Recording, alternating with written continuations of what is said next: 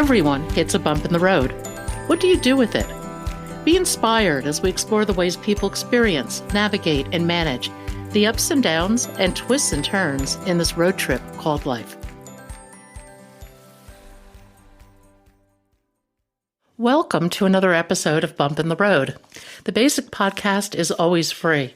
We also have a premium subscription called Bump 2 that lets you listen in on extended behind-the-scenes conversations with our guests. Check it out at www.bumpintheroad.us. Jacqueline Ryan brings up a topic that is facing us on a societal level. How will we manage our care as we age? What about our parents? Jackie was motivated to write her book, Caregivers, Scare Takers, after her experience with her aging father. Her book is a compilation of elder care stories that range from subtle manipulation to outright abuse. As Jackie pulls back the curtain on the care industry, listen and learn, because it's something we will all have to deal with. Jacqueline, welcome to Bump in the Road. If you would, tell us your story. Well, thank you, Pat. My story started when my dad fell and broke his hip. And as I've learned, it's called one fall does it all. And that was a pivotal, I did not realize it at the time, but that was a pivotal moment of his life and the family's life and my life, because it was never the same after my dad fell and broke his hip. I've authored a book called Caregiver, Scare Takers, Exposing Fraud in Senior Care, because I dealt with my dad and his home care agency for 6 years, and then my mother for 6 months under hospice care at home from cancer. And so I was documenting a lot, but then I learned from other people I was working with. My profession is commercial real estate, but then I'm encountering all these other people, adult children, who are having to use the word deal with home care agencies, the care of their families, their loved ones, whether it's even a sibling with ALS or a parent who's got COVID or is in the last year of their life or something like that. So we've all at times will encounter, sometimes have to take care of someone else, a loved one. And so that's when it started, about like 2016. And so the reason I did this, Pat, is I was documenting, but it's very important. And so what I'm trying to work on in my state of Arkansas, it's a state by state, is to get the laws changed in the state of Arkansas so caregivers will be fingerprinted and annually background checked. Being in real estate in the state of Texas and in the state of Arkansas, I have been fingerprinted and background checked. Even if I sell a piece of dirt and I'm not in your house, I have been fingerprinted and background checked. However, these caregivers that come into your home might not be background checked and more than likely not fingerprinted. They're not required to be fingerprinted. I have a saying that raising the bar on caregivers will raise the bar on the quality of care. So something to think about is, of course, the pay scale.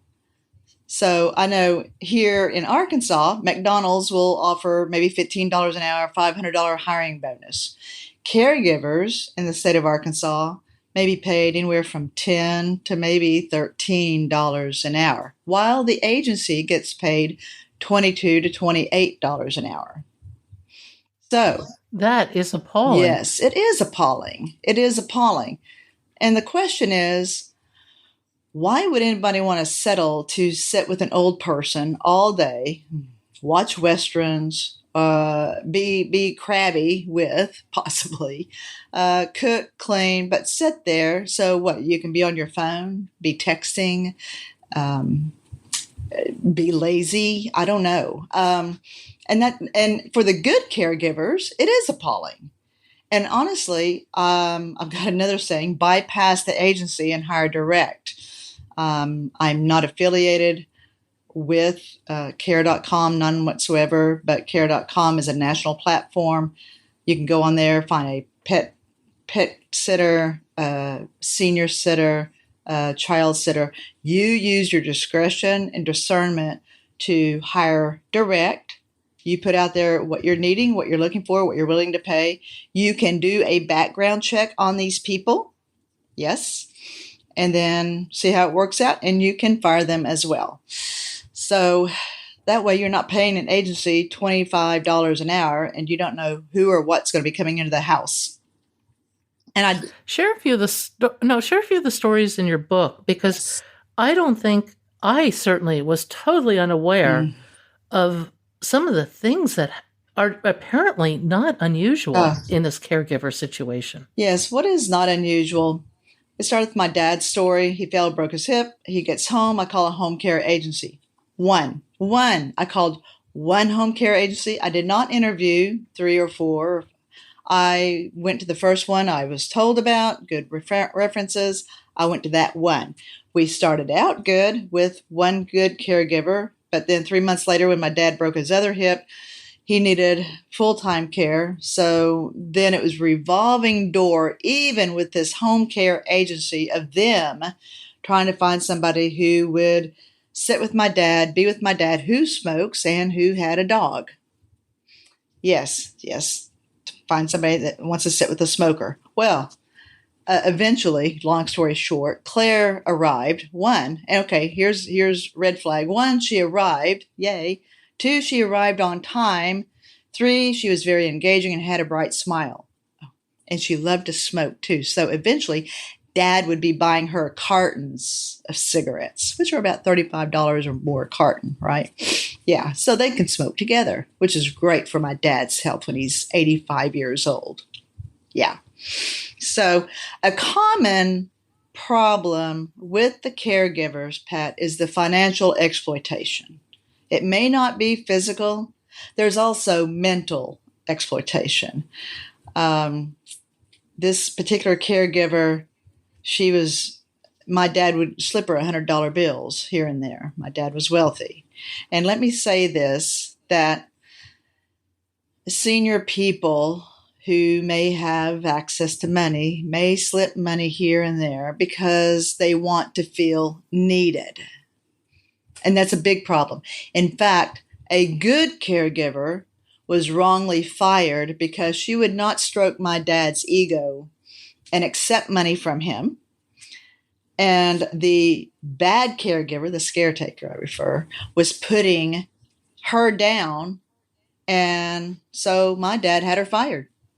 And boy, once that personal dynamic is set up where you're slipping somebody money, they're dependent on you, and you're dependent on them, that is not leading in a good direction. No, it's and you know, a red flag was, I won some money at a club one evening. I gave Claire, hey, Claire, I won some money. Here, you're doing such a good job with my dad, and we really enjoy you. Here's you an extra $50. And she accepted it. But that was wrong for her to accept that under company policy, which I did not know. Now, the other woman, Renee, would not accept money because it's wrong to accept gifts and money from clients or their family. So that's a red flag, people. If you're hiring somebody and they're on for about a month and and they are with an agency and you want to give them an extra $30 just because, see if they'll accept it or not. And if they accept it, that is against company policy. That's interesting. You know, if you hire somebody directly, you could, at your discretion, give a monthly bonus. Yes. If they are doing a good job. Yes. And that would, while that might set some expectations, it also ties to performance to some degree. Absolutely. And you're in a very vulnerable position because you're in a crisis moment when something has happened to your parent or your loved one, your husband or spouse or whomever. And after the revolving door of so many people coming through, and then Claire finally shows up, and it's like I found a new best friend because she was very communicative with me, texting how they were doing, what dad was eating and where they're going and all this. And it was just fantastic for about 3 or 4 months until the first infraction. And this was a really bad thing that we did, but hey, we wanted her to stay with Dad. That Dad had paid $900 for her to get a set of new tires. And I found the receipt. And so we had a family meeting. And Claire's like, it was just a loan. I'm going to pay it back. And Dad's like, I'm sorry, sugar, and we said, if you need anything, let us know. We're not going to tell the agency because we really like you. Dad likes you. Just let us know. From there, no, we call it, they went underground, and it went secretive. And years later, let me tell you this, she had been in jail for meth. And how do I know that? Because she told me direct. She told me direct about 3 years in the process here in hiring, because she knew that when she told me she'd been on meth before, and I found her face on mugshot, and that's why she had great looking teeth, because they weren't real. Yeah. Ugh. And I went to the agency and I said, do you know that she'd been in jail for meth? And he turned it around to me and he says, well, we kind of inherited her. Meaning that, yes, I moved Claire from one agency to this agency because the other agency had an accounts payable person that was embezzling money and charging us time and a half. I mean, do we not have enough going on here? But I didn't know Claire had a record. So here we are. And so let me tell you this. When these agencies say it's cheaper to have an agency than to go into a home or assisted living, it is not. Think about it. 24/7 care, extra time, time and a half, holidays. You got to really have 3 people to shell out the time, so you won't have time and a half on 1 or 2 people all the time. And my dad was paying over $210,000 a year to this agency. Yes. Oh, that's an extraordinary amount. It's about $25 an hour plus time and a half and holidays, and there you are. He was wealthy, and she kept draining him It some. it amazes me that these agencies don't do any background checks. I mean, if you're assessing an agency and thinking of using one, if you ask that point blank, should they be answering you? Absolutely. My learning experience. So when you are looking to hire an agency or anybody, have you had a background check? When was the last time you had a background check? Because if it was 5 years ago, 3 years ago, no, it needs to be in the past year. Would you mind if I do a background check, or would you mind sharing your background check on this person with me before they come out to my home? So that's huge in itself right there. Some other qualifying questions, fingerprinting, background check. What is your past experience? What have you been doing? What's the agency's reputation? Things like this. A qualifying question I've learned also, maybe in dealing with memory loss, and I've done this with people over the phone before, and I said, well, I'm looking for somebody, and this elderly lady, she's got Parkinson's. She's seeing people in her house, and here's all these people, and here's a little girl running around, and she says, Jackie, do you see what I have to put up with? Look at all these people in here. And I said, okay, caregiver, how would you respond to that? Okay. So if a caregiver says, oh, well, they're really not here. Let's just go outside and they're not here. It doesn't matter. I'm not seeing anybody, so don't worry about it. That is the incorrect answer. The correct answer is, yes, boy, this place is crowded with all these people. Maybe you want to go outside. Can we get out of here for a little bit or something? Or what is that little girl doing? Because those people are as real to that person as you and I are talking. And this is something I have learned in the last few years. Something about education. My grandmother and my aunt both had Alzheimer's, dementia. My dad was never tested. He was never tested.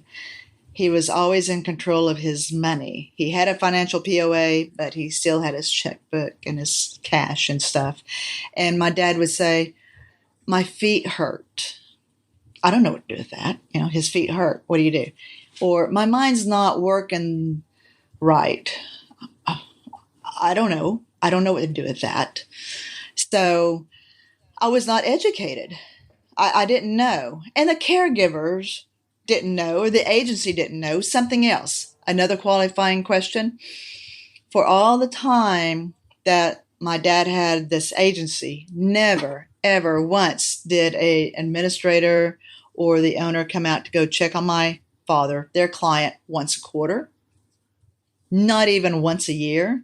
And especially in the last 6 months, 3 months of his life when he's having a stroke and dying, to come out and see how his care is, to question the client or the family, how is the care going for Jack?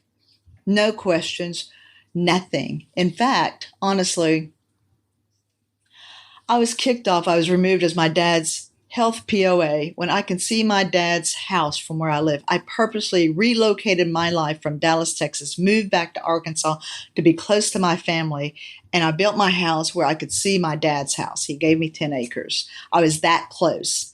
But once I found 3 receipts totaling over $300 in about an 8-day time of groceries for this skinny little man, and I text Claire with the receipts. Claire, do you think you have enough food now for the rest of the month?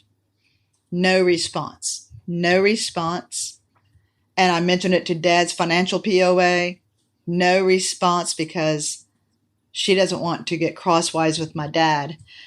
But Claire had my dad simply pick up the phone, call his attorney, and say, remove Jackie as my health POA and put my son on there, who lives 40 minutes away. And so 30 days later, when my dad fell, he instantly called me. I was down there in 3 minutes. He had fallen. He had some bleeding on the back of his shoulder. And I removed his T-shirt I removed his bathrobe and put a towel under his T-shirt and then put something around him. And I sat there with him for an hour and a half until my brother finally arrived. It was a caregiver. She was always inept and not watching him properly. It was not the caretaker. And then my brother came in the house. He called Nurse Nikki from the agency. And I asked my dad, waiting an hour and a half on my brother, and I said, I would have had you at the doctor's office 30 minutes ago, 8 o'clock, 8 a.m. I said, how come you removed me as your POA? He says, you were after my money. I said, I don't need your money. He said, well, I know that. What? You're not dealing with rational thinking, and I don't know what the solution is, because a lot of the irrationality comes on gradually. Tests may or may not pick things up, and God forbid you get involved with our legal system. I mean, that is just a nightmare, even worse than the caregiver situation. It is. And his attorney was just being told things, and I brought his attorney different receipts and this and that, but nobody would do anything, because it's easier to do nothing than to do the right thing. And what's the solution to this? The solution, Pat, is talk with your loved ones before a crisis happens, before something happens, before even a car accident may happen. And how do you do that? How do you talk with your parents when they don't want to talk about it? Okay. And I've thought a lot of this. Now, I don't have children myself, but my husband and I, yes, we made a trust. We've made provisions about what's going to happen if he and I are in an accident together. What's going to happen to my assets, or our assets, and all this stuff and everything. Okay, so you might look at and this is important for our own selves, for your own family. Look at your own family and look at doing a transfer on death for your assets, for your vehicles, a payable on death, POD, for your financial accounts. There's a lot that can be done without involving an attorney anyway. But this could be a segue for you to visit with your parents then, because that generation are very quiet. They don't want to talk about money. They don't want to talk about their demise. I mean, who wants to talk about any of that? But if you start talking about yourself and what you've done for your family's protection in case something happens to you, well, what do you think, Dad? Have you done all this? Have you done this? That could be a good segue because you're taking care of yourself first and your family's protection. So that might be a segue to open that door to see where your parents' ideas are. My mother had a trust. Fantastic. She didn't let us look at it until she had passed. Yes, everything's split between me and my brother equally. Great.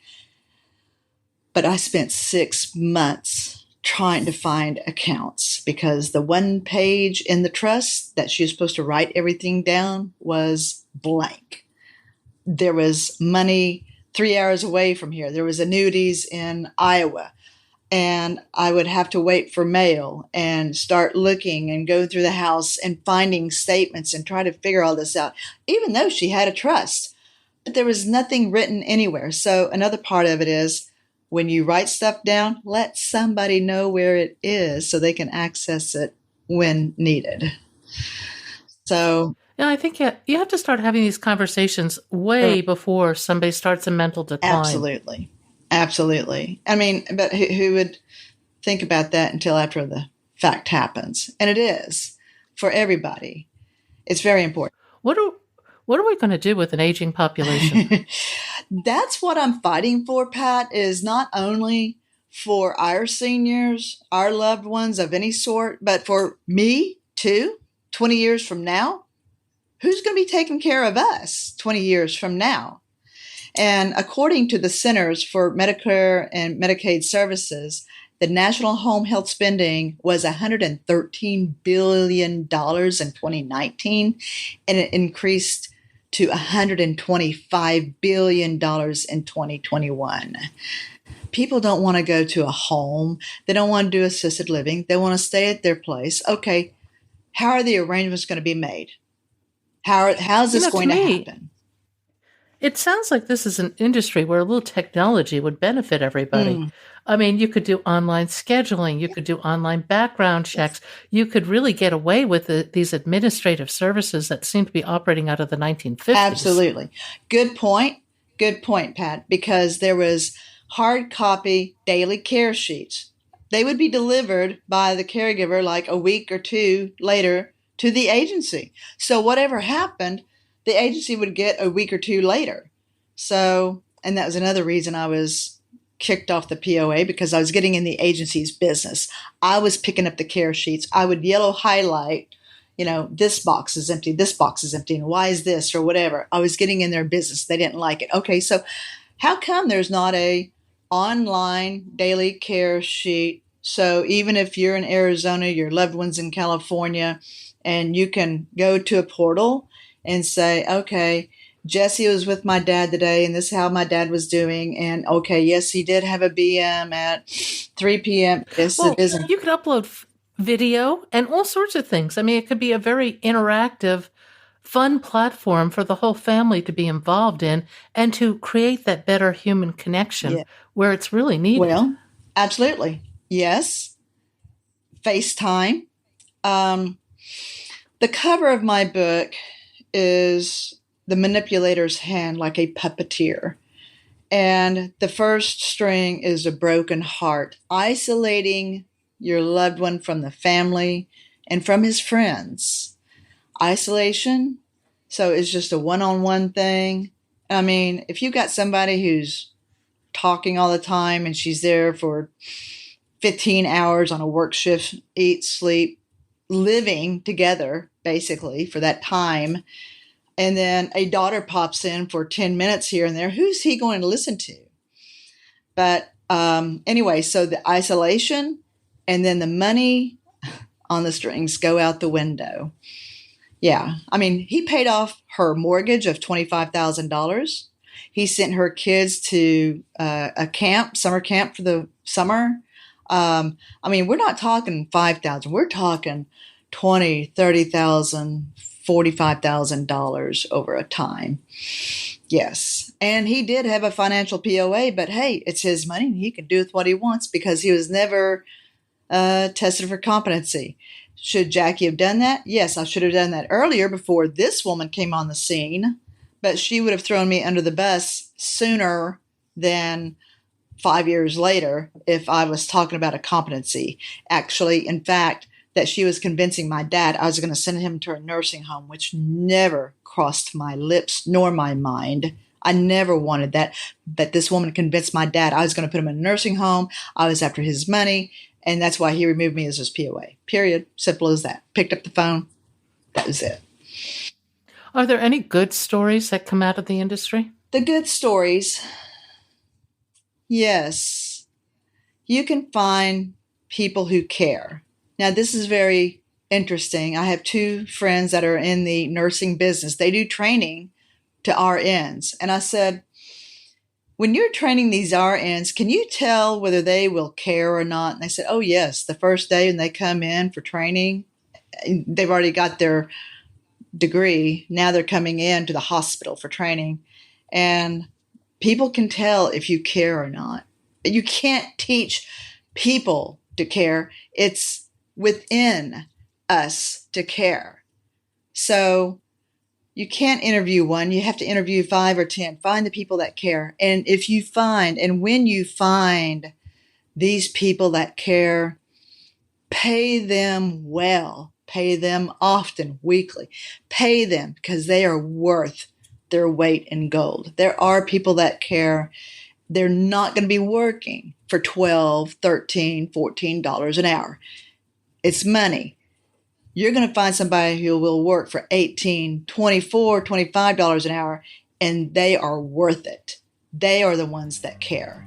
And that's what you have to look for.